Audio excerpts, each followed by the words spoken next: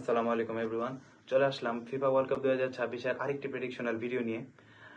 ভোর 5:30টায় আজকে যে দুটি দল অংশগ্রহণ করতে যাচ্ছে সে দল দুটি হলো কলম্বিয়া এবং পর্তুগাল। দুটি দলই খুবই শক্তিশালী একটি দল।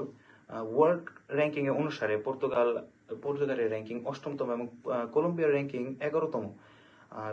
যদিও তাদের এই র্যাঙ্কিং এর অবস্থান অনুযায়ী আমরা কিছু বলতে পারছি না, কারণ তাদের এই গ্রুপে যে স্ট্যান্ডিংটি রয়েছে, কলম্বিয়া 1 নম্বরের স্ট্যান্ডিং এ রয়েছে, কারণ তারা ওয়ার্ল্ড কাপের প্রথম দুটি ম্যাচেই খুবই সহজলভ্য দুটি জয় তুলে নেয়। যদিও ডিআর কঙ্গোর বেলা তাদের একটু কষ্ট হয়েছিল, তাও তারা জয় আনতে পেরেছিল। অপরদিকে পর্তুগাল দ্বিতীয় স্থানে অবস্থান করছে, কারণ তারা প্রথম ম্যাচে একটু হিমশিম খেয়েছিল ডিআর কঙ্গোর বিরুদ্ধে, আর সেখানে তারা দুর্ভাগ্যবশত তারা জয় আনতে পারেনি। তো তাদের আজকে আমরা যে লাইন আপটা দেখতে পাবো কলম্বিয়ার যে টিমের সম্ভাব্য স্টার্টিং 11 আমরা দেখতে পারবো।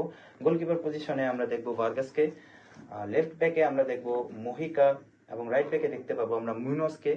তাদের সেন্টার ব্যাকে আমরা যাদেরকে দেখতে পারবো তারা হলো লুকুমি এবং সানচেস। তাদের মিডফিল্ডারে আমরা দেখতে পারবো লার্মা, জেমস রড্রিগেজ এবং পুয়ের্তোকে। এবং তাদের লেফট ব্যাকে আমরা দেখতে পাবো লুইস ডিয়াস, তারপর রাইট ব্যাকে দেখতে পাবো রায়াস, এবং তাদের স্ট্রাইকারে আমরা দেখতে পাবো সোয়ারেসকে। অন্যদিকে আমরা পর্তুগালের যদি সম্ভাব্য স্টার্টিং 11-এর দিকে লক্ষ্য করি, তো তাদের গোলকিপার পজিশনে থাকবে ডিওগো কোস্তা, তাদের লেফট ব্যাকে থাকবে নুনো মেন্দেস, যিনি এবং খুবই ছন্দের মধ্যে রয়েছেন এবং পরপর দুইবার ইউএফএ চ্যাম্পিয়ন্স লিগ জিতে তারা এই স্কোয়াডে জায়গা করে নিয়েছে।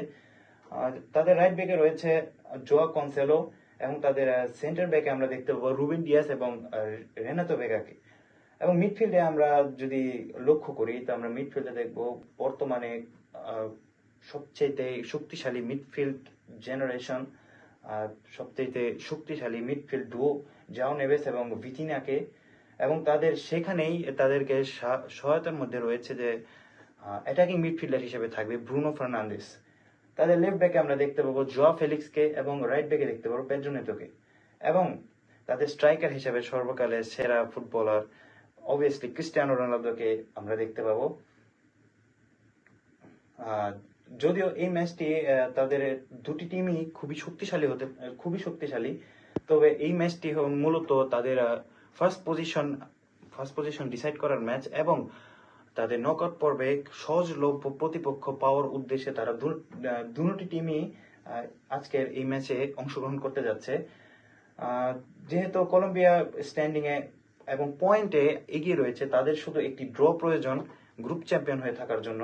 অন্যদিকে পর্তুগালের একটি আবশ্যিক জিত দরকার যদি তারা গ্রুপ চ্যাম্পিয়ন অথবা প্রথম পজিশন নিতে চায়।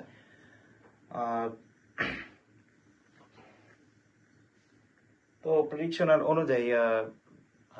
আমার প্রেডিকশন অনুযায়ী বর্তমানে পর্তুগাল একটু ফেভারিট জেতার পক্ষে, কারণ পর্তুগালের আপাতত যে ছন্দে রয়েছে, পর্তুগালের যে আন্ডারস্ট্যান্ডিং রয়েছে তা কলম্বিয়া থেকে একটু ভালো। তবে কলম্বিয়ার যে মিডফিল্ড এবং তাদের যে ডিফেন্স রয়েছে গত 2 ম্যাচে রয়েছিল, তা অবশ্যই পর্তুগালকে খুবই একটু হিমশিম খাইয়ে দেবে।